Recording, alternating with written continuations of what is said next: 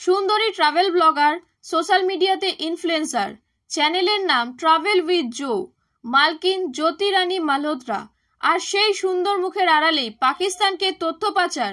ইতিমধ্যেই পাকিস্তানের হয়ে চরবৃত্তির অভিযোগে গ্রেপ্তার করা হয়েছে হরিয়ানার বাসিন্দা জ্যোতি মালহোত্রাকে। কিন্তু প্রথম কিভাবে জ্যোতির বিষয়ে জানা গেল? কে জানিয়েছিল যে জ্যোতি গুপ্তচর? এবং সেই ব্যক্তির সন্দেহ এতটাই জোরালো হয় যে এনআইএ অর্থাৎ জাতীয় তদন্তকারী সংস্থাকে তিনি জানান জ্যোতির কথা। গ্রেপ্তারির মাস কয়েক আগেই জ্যোতি সম্পর্কে উদ্বেগ প্রকাশ করেছিলেন কপিল জৈন নামে এক ব্যক্তি। বছরখানেক আগে তারই একটি ভিডিও ঘিরেই উঠেছিল প্রশ্ন। সেই ভিডিও সম্পর্কেই এনআইএ কে জানান জ্যোতির ভক্ত এক্স ব্যবহারকারী কপিল জৈন। জ্যোতির গ্রেফতারির পর থেকেই তার সমাজ মাধ্যমের বিভিন্ন পোস্ট আতশকাচের নিচে রয়েছে। যেমন তদন্তকারীরা খুঁজে দেখছেন, তেমনি সমাজ মাধ্যম ব্যবহারকারীরাও বিভিন্ন তথ্য ছড়াচ্ছেন।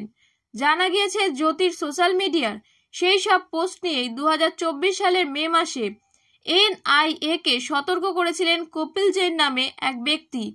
তিনি সমাজ মাধ্যমে জ্যোতির অনুসরণকারীদের তালিকায় থাকা একজন। সমাজ মাধ্যমেই একটি পোস্টে জ্যোতির কার্যকলাপ খতিয়ে দেখার জন্য এনআইএ কে সতর্ক করেছিলেন তিনি। কপিল তার পোস্টে জ্যোতিরই ইউটিউব পেজের কিছু ছবির কথা উল্লেখ করেন।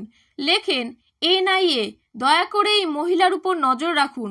উনি প্রথমে পাকিস্তান দূতাবাসে যান, তারপর 10 দিনের জন্য পাকিস্তানও গিয়েছিলেন। পরে ফিরে এসে কাশ্মীরে যান। পেহেলগাঁওতে হামলার পেছনে দেশের মেয়ে জ্যোতিরও হাত রয়েছে।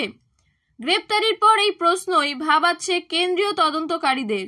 সোশ্যাল মিডিয়ায় জ্যোতির অ্যাকাউন্ট থেকে জানা যাচ্ছে ভারতের নানান জায়গার পাশাপাশি ব্লগের দৌলতে বিদেশেও নিত্য যাতায়াত ছিল তার।